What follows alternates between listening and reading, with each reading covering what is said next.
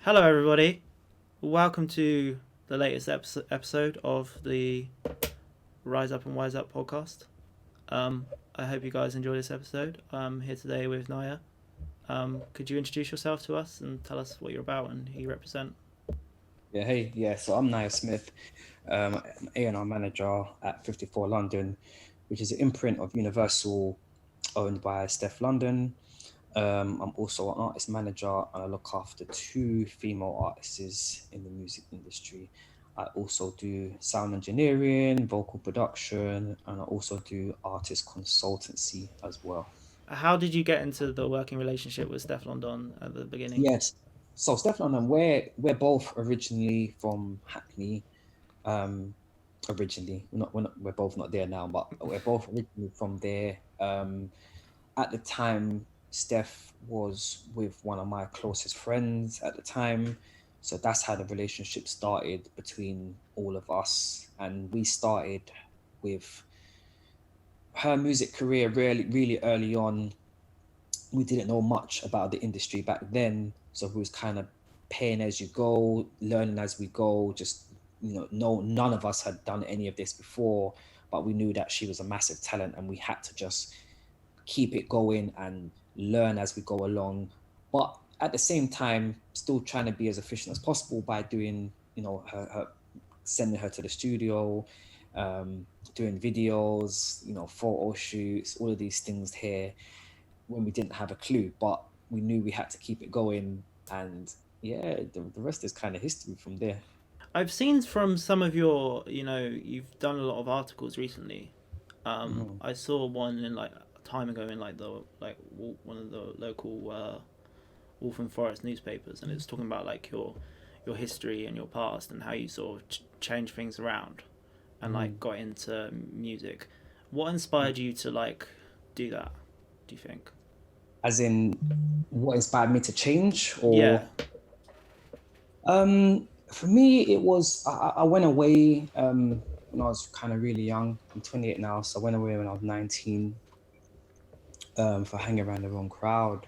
And for me, it was I wanted to use my time rather than just doing my time. So back then was when I first started to learn how to engineer. So before prior to going away, I was just kind of just going with the flow in terms of artist management and just learning on the job. But when I went away, I wanted to learn the more technical side of it. So the stuff like the engineering, the mixing, just the more technical side, so I can understand the game a lot better. Um, so for me, it was I needed to set myself up, or at least try and set myself up enough to where when I do end up coming out, I have something to fall back on for me. And yeah, because I was going to be away for a long time, I just knew that not to say I was somebody who was in and out. It was a one off for me, Yeah. but it it kind of I didn't want to just sit down and just do nothing. So the music was kind of what kind of kept me going through that sort of time to better myself really, and I still use it to this day. So it's good. Yeah, that's really cool. I mean, those sort of programs you get in that sort of situation is like the training and vocation programs. I always think they're so valuable.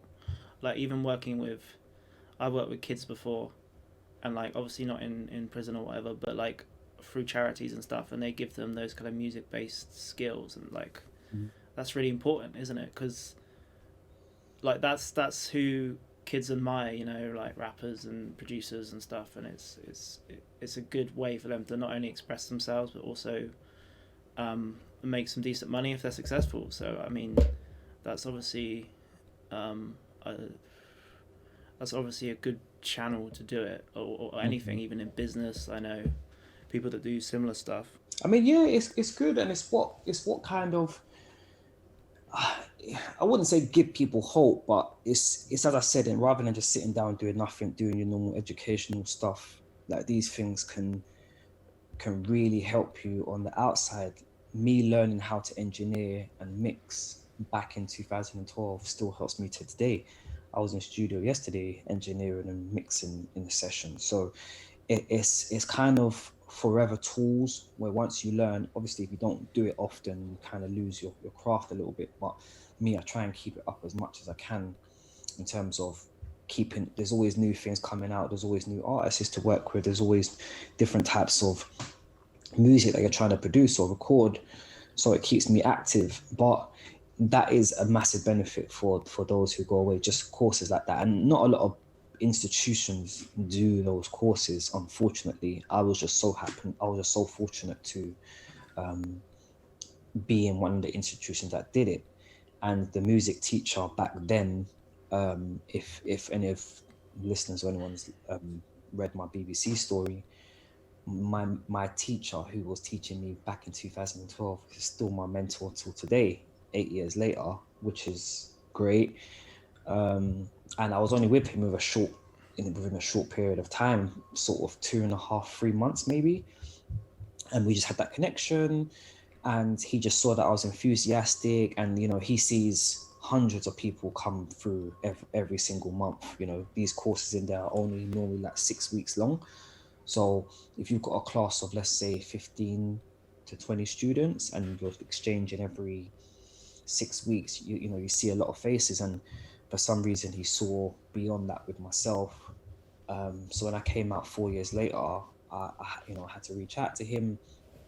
And yeah, we kind of just got back to it, really. And we've just been kind of working ever since. So he still looks after kind of a lot of my business side now, in terms of like what people want to do in terms of my story and articles and podcasts and radio and documentary, all that stuff there. So yeah, it's really good, really. Yeah, I think it's really crucial to, obviously, for kids to make those links early, especially when they're, they have like not the best home situation, or like they haven't got a lot of like money or whatever. It's like to have those positive influences instead of negative ones, I think is really important from an early stage. I feel like most kids could have benefited from that at some point. So in terms of like the music industry, benefiting young people, do you think there's enough mentorship within the music industry itself? Like, do you think there could be more, or?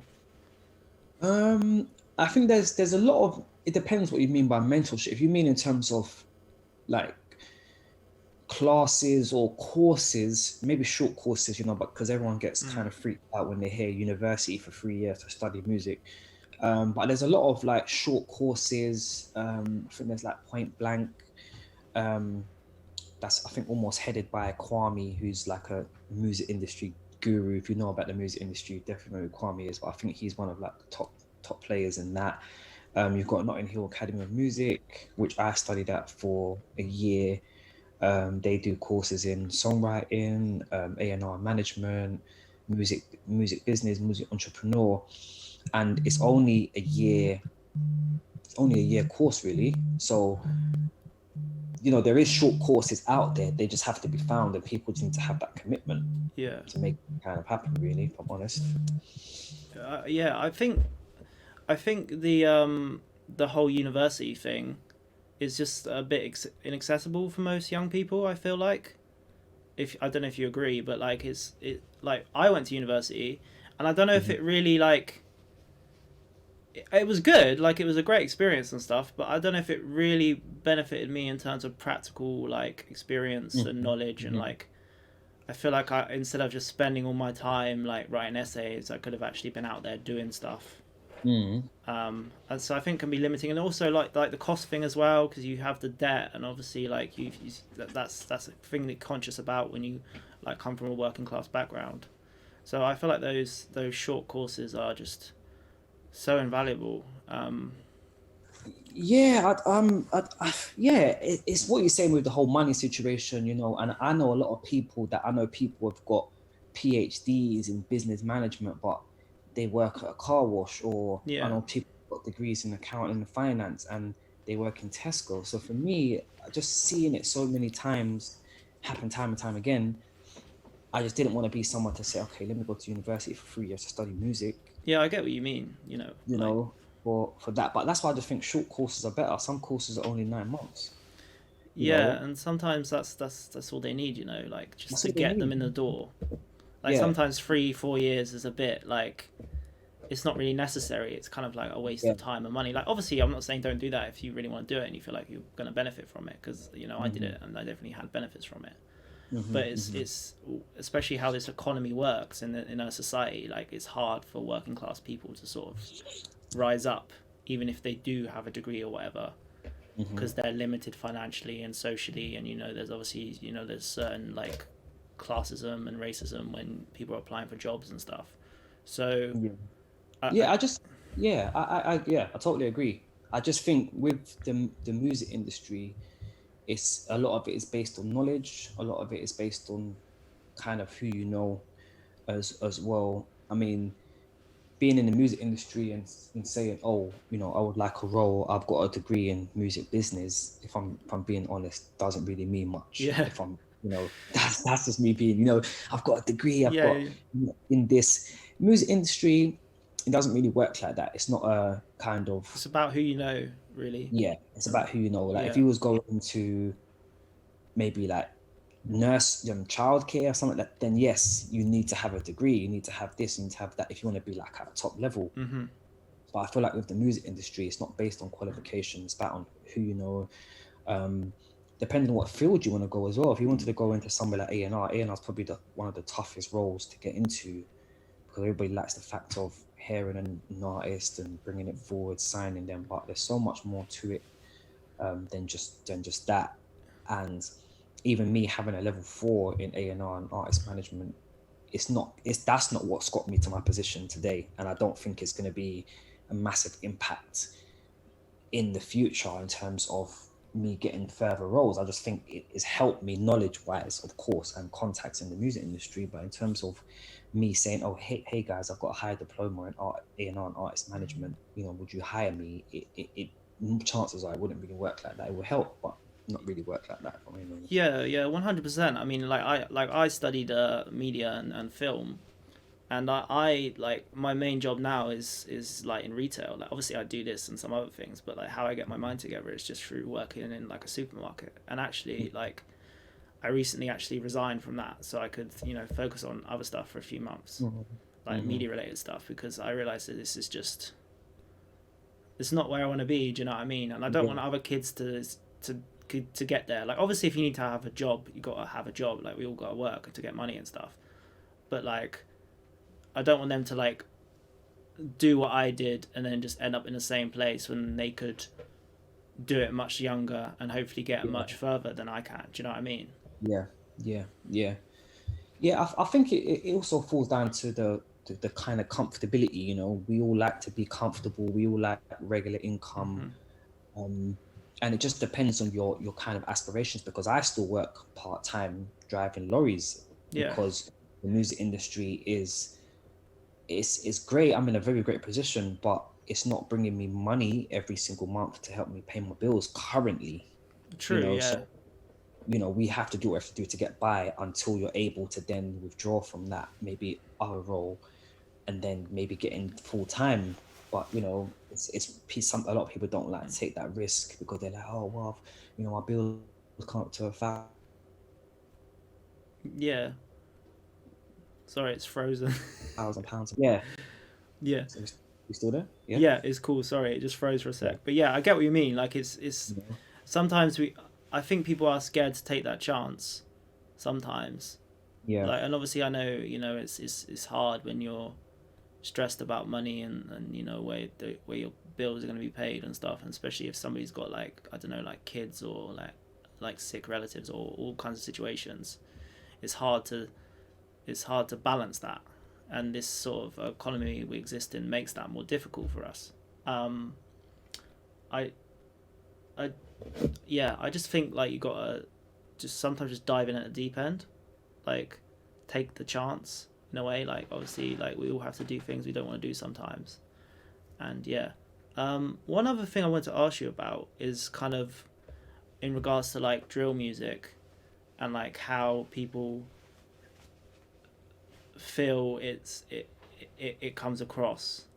So like in terms of violence and stuff, like I've got it's like more nuanced opinions, but you see a lot of imagery in the media where it's like this is all negative and bad or whatever, and this is like responsible for all these problems. I just wondered what your thoughts were on that kind of music. In terms of because it kind of froze for a bit. In terms of drill music, I Yeah, presume. sorry. Yeah, in terms of like the way, obviously the media portrays it very negatively, Mm-hmm. and like a lot of the artists, they say that like actually this isn't true. Like maybe we might have had a negative past, but we're trying to do something positive, Yeah. and make art, which is obviously a lot better than what we were doing before. I'm just Mm. wondering what your perspective is of that media representation and what your personal views are and how that affects society. To be quite honest, I think it can have a minimal impact, but I think there's so much other things that has similar impact. You've got these big, massive blockbuster films that promote these things. Whether it's fiction or not, they still incite these things. You hear it all the time. Oh, I watched this in this film, and yeah, I wanted to do the same thing, or I saw him do it in this film. So I think it has an influence. Yes, Yeah, it does, but I'm not gonna base that solely on people doing violence just based on, oh, I was listening to Joe blogs, he was talking about doing this to somebody and that made me go out and do it. That's crap. That's yeah, crap. Everyone has their own mind, and I'm not saying music can't influence you, because it definitely can, but and I have to be honest, like the same way in music, in gospel music, for example, can move you if you're about your faith. It can move you, and it has influence. So I'm not going to say it doesn't have influence, but it's not cool that they're trying to blame it on, oh, because drill artists are putting this out and promoting it, they have influence on the generation. Because if truth be told, if the whole of drill music got banned tomorrow and there was none of it on the internet anymore, it's not going to stop any of the crime that's going on out in the country. If I'm being honest, if yeah, if if we just stopped it for a month and said, right, any form of drill music, any form of music that influence violence, we are going to ban it from YouTube for a month or maybe even two. That's not just going to automatically stop the violence that's going on mm. out in the world, which then obviously shows that it does have some influence, yes, but past that, it's bigger than just the music, if I'm being honest. Yeah, and I think the whole control of it's been quite sneaky as well. Like like taking down videos or trying to use stuff as evidence against artists in Yeah. court that's not really warranted. Like if a guy like makes like a hint, or like just is like using it as a description, they try and Yeah. connect that to actual events when you listen back to it and it doesn't really seem like it's connected at all. They're just trying to create Yeah. stories. Yeah. And that's what goes on, unfortunately. And it's a shame, because sometimes that is these artists' only way out. They don't really have the best education. They haven't had the best upbringing. They may have been to prison, they may not, even if they haven't, but they're doing drill music. This is their way out. And for police to still try and intervene and take videos down and ban them from certain videos, and it's got to be seen by the police before it gets put out, and all those things there. What kind of freedom is that? Yeah, you know and it isn't. It's unfair, man. It's it's unfair. totally unfair, and I feel it's very biased towards London and also obviously the black community, because you're like all the media's focused on this one city and like this one community, when there's across the country there's statistically there's like white working class areas that have higher rates of violence than even Hmm. London does, and it doesn't get the same media attention, so it is very very dodgy, man. um it's sort of Yeah, very it sinister. is. Yeah. It's the realness. Crime happens everywhere, and I feel like it is highlighted on the black community Mm-hmm. in particular. But I feel like it's doesn't matter what color you are, Yeah. violence is happening everywhere. But I think just because maybe drill music in the UK is more led by the black community, maybe that's why they feel like the black community have the biggest influence. But there is other people who are doing that music, they're just probably not as big just yet. But there's definitely people who are doing that same type of music. But yeah, it's the media, innit? They always need something Yeah, something. it's constant twist. You see that now with obviously all the madness that's going on in our world, like here and in America. You just see how it's just twisted and like influences Exactly. people. And I feel like the internet has a role in that, because obviously the internet is an amazing thing. It's like a beautiful thing, but like it's also very toxic. And when you go on Twitter and Instagram and Facebook and whatever, it's just all this negativity, and people get stuck in that mindset, especially when they're trapped inside like they are now with all these lockdowns, and that's just their whole life. It's not good for your, you know, your mental health and the way you see Yeah, other yeah, people. yeah, definitely. No, I totally agree. Totally agree. And that's what I mean. Even with the war stuff that's going on, like these things have influence, but we don't talk, we do talk about it, of course, but we don't talk about it, if that makes sense. When these people are doing things to different countries, and people are having, this is war that's going on bigger than any London crime that's going Yeah, on, in these things. But, okay, they're always going to have something it's to say. like a, yeah, the sort of a global elite will do what they want, and then with the rest of us are just like left to deal with the consequences.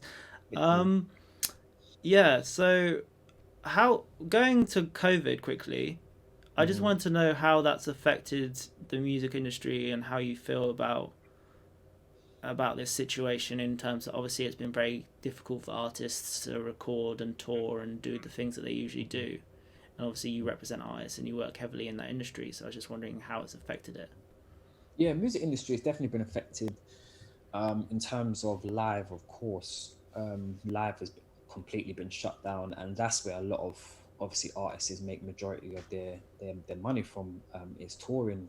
Even if it's a short tour, big tour, that's where a lot of their money is made. So for COVID to come around, there's literally hardly been any shows this year. I doubt there's going to be any shows before the summer, if I'm being honest. I don't think it's going to be lifted anytime soon. Yeah. So that's almost 18 months without artists doing any shows. So if artists don't have any other revenue, or they're not, you know, independent and got a distribution deal where they're getting regular money, if it's an artist that's signed to a major, for example, and they're still trying to recoup their advance, they're not seeing any money from records anytime soon. They're not getting any money from shows. So it's been devastating for artists, definitely. In terms of creatively as well, I think when the first lockdown happened, when everything was closed, like there was no studios open, you couldn't shoot, you couldn't really do much. So, artists are literally losing their mind because they couldn't do much. I mean, when you're a full-time artist as well, and this is what you do, and that's been pulled from you, it's like, what do you even do? So COVID has had a massive, massive impact on the music industry, for labels, for artists, for Yeah. managers. Definitely, you know, and it's just adapting as well, this whole Zoom stuff, and some like senior people who are 40, 50, who don't really spend much time on a computer. They've had to adapt now, people having to work from home, all of that has definitely been a task for, people in the music industry as well, to kind of change and adapt to what's going on, for sure. Yeah, I definitely think it's obviously had a massive effect. I mean, I think because obviously touring, especially, I feel like a lot of people don't realize that's where artists make most of their money, and to have that vital income tapped from you makes it harder to make new things. Do you know what I Mhm. mean?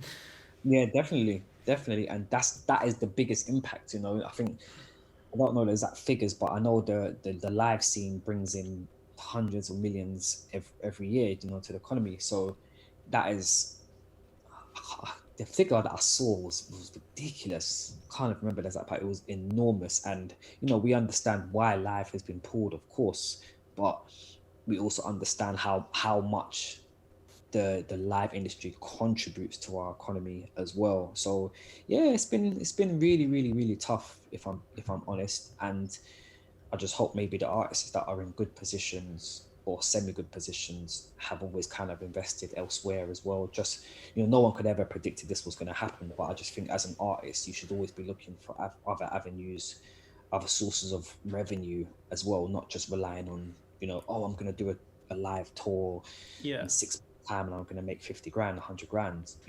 What other things can you invest in? Can you invest in painting? Can you invest in cryptocurrencies? Can you invest in another artist? Can you invest in houses? Can you invest, all of these different things to consider? Of course, once you're in a good position. You Yeah. can't do that, not of course. But I, yeah, I just think the people who have thought like that before this will be okay. You know, all right, yeah, music's not true. Yeah. great, but oh, I build houses or I renovate houses. Okay, cool. I've got a painting that I bought for 20 grand. You know, it's now valued at 50K. So I'm all right. You know, I invest in stocks and shares, or, you know, all of these things that artists should always consider of having multiple sources of income, Yeah, I definitely. think that's very important to emphasize these days. I think you bring up a really good point because like especially when you work within arts and media, like it's very hard to just rely on that one income. I Hmm. mean, I think it's important to people, especially when they're just starting out, to realize, yeah, your passion might be, filmmaking or music or art, whatever, but it's good to do other things as well. Like, maybe Hmm. start a small business or, just yeah. I think having diverse skills is really important. Yeah, agreed, agreed. Even me myself, you know, as much as I mentioned earlier with my lorry driving, I do that. Obviously, I manage two artists. I do consultancy, which I get paid for. I do engineering, which I get paid for. I'm into stocks and shares. I'm into cryptocurrency. You know, I'm into other little passive income. So even my position now, I'm still got 5, 6 different sources of income just Hmm. for when one isn't going the best or Yeah. one isn't doing me anything. I've got others. You know, if my work says, oh, there's not much work for you going on, that's fine, because my crypto stuff is doing well. You know, if crypto stuff kind of starts dipping, well, I'll do some extra shifts at work. Maybe do some consultancy stuff, get paid for that, do some engineering, do some mixing. You know, it's just keeping it afloat. You know, so you just always got something coming in other than Okay. just one. You know. So would you say you're basically what they call an entrepreneur in Yeah, terms of like the different stuff you got your hands in and yeah, I'll put myself into that bracket for sure. And I'm always looking for different opportunities because I've been around, you know, rich people, and not saying I'm always asking for advice, you know, not just like, well, how did you get rich? But one thing that I always hear from people who have money and have made it the right way is you need to have more than one source of income. mm-hmm. 100%. That is just mandatory. You no, I wouldn't say nobody, but majority do get rich off multiple incomes rather than just one. So I've always kind of kept that in my head, like, right, even if I'm got 5 incomes and 3 of them are only making me £50 a week extra, that's fine. That's Yeah. fine. That's still £150 extra that I'm making every week that I wouldn't have been making before. So that's kind of how I see it. Even if it is just slow passive income, I just think it's always, you adopt that model, then you can't really Yeah, can't. and you can continue to save as well, so you have a nest egg in case anything goes wrong. Hmm. I think it's really important to be, conscious of that. How would you say music has changed your life for the better, do you think? Definitely, definitely, it's definitely changed for the better. Just based on the fact that you can have such a long career in music depending on your position. Like for me, I think the greatest of artists could span, 50, 60 years. You know, you got your Elton Johns, you got your Tom Joneses, you got your Stevie Wonders, etc. But those are like the elite elites of our generation. You know, an artist may only have a lifespan of maybe 3 to 6 years, depending how well they do. um so I always see it from like an A&R and an artist manager side of it. You could also have a career spanning 30, 40 years. Yeah. You could have an artist every 6 years. If you're in an A&R role, I mean, these majors have been around before our time. I don't think they're going anywhere anytime soon, neither. So I think that position there will always be great, providing you do well and you can start going up in the ranks, with A&R manager and head of A&R and R, and hopefully eventually president. The same with artist management. With If your artist sadly only has a 3 year career, you can get another. If that artist only has three, you can get another. If you Yeah. get an artist then that can last You have 10 years, longevity, yeah. yeah, you might get your third artist might be the one that's going to last 10 years. That's already 16 years gone, and you're still active. As you know, the biggest of managers are the ones that have been in the game for God knows how long, because they've been there and they've done that. So yeah, for me, I think it has changed for the better. And yeah, I'm happy to be here really, and I'm happy I made the decisions that I made. And some may say you're quite far in the industry. Me personally, I still feel like I'm a long way away from where I want to be, but I'm grateful for where I am now, of course. Okay, great, brilliant. So going on from that, what would you say? What's in it for the future for you? Do you think what your plans regarding your next steps in your career? Yeah, so my next steps will definitely be speaking to a few majors, trying to see how I can partner with them, maybe get a role within them, as well as holding my current position as well with my management stuff. So I'm trying to see where I can fit my schedule around a major label schedule at the same time, just so I can focus on music 100% and then withdraw from my other job that I do on the side. Um, that's my aim, which I'm trying to achieve, as in the major label stuff. I'm trying to achieve sort of in the next few months and see how it works with me and my artist management stuff. So, and then yeah, eventually I would want to progress within the label, go a bit more senior, maybe senior A&R manager, and then maybe after that, head of A&R, and then eventually, that president. Maybe that might take 10, 20 Yeah, years, but I'm willing to take, I'm here for the journey. I mean, from when I was away in 2012, I would never have thought I'd be where I am today, in the position that I hold today. So I know it's achievable. I didn't think I'd get where I was today, but I did. So for me, it's, yeah, just setting new goals, seeing how it goes, and then just adapting really, especially with this whole COVID stuff. But we're still trying to push through. yeah, oh, it's great. I think this is a really important time for us all to adapt. Do you know what I mean? Like I, I think this whole past year has been so mental, and it's prepped us all and given us all a certain amount of maturity to maybe stay focused and grow and go on to what we want to do. Hmm. Yeah, Yeah, definitely, exactly that. And it's some people, some people lost family members and whatnot, but it's where we're at right now, and it's how we can kind of still battle through and pull out at the other end, and try and get back to some sort of normality. I don't think things will go back to normal anytime soon, but it's how can we still muscle through and keep our head above water really, and keep ourselves motivated. Um, Gratefully, apart from really the live scene, which does play a massive role in the industry, a lot of other things can still be done. Studios can still be done, videos can still be shot, music can still be put out, campaigns can still happen. So we just have to just kind of adapt for now until we do get back to that stage. yeah. I think for now the future for everyone is just continually adapting and persevering. And Definitely.